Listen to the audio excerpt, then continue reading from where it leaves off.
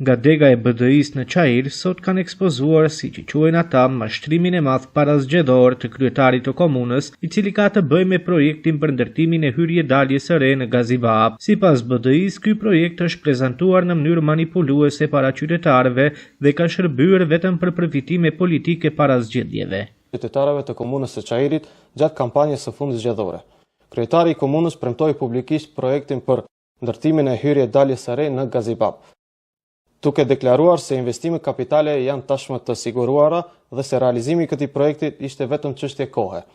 Ky projekt u prezantua si një zgjidhje strategjike për lehtësimin e trafikut dhe përmirësimin e infrastrukturës rrugore.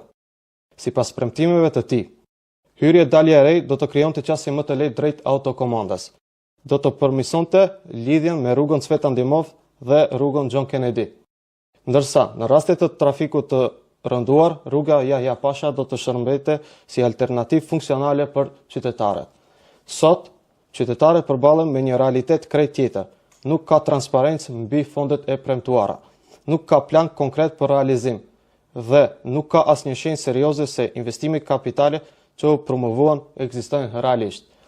Ne pyesim publikisht, ku janë investimet që u premtuan si të sigurta? Ku është projekti konkret dhe në cilën fazë ndodhet? A u përdor ky projekt vetëm si mjet për të fituar vota? Qytetarët e Çajirit meritojnë zgjidhje reale, jo marketing politik dhe premtime elektorale pa mbulesë.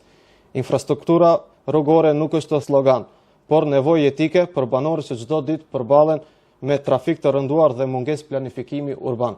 Ne kërkojmë transparencë të plotë për projektin dhe financimin e tij.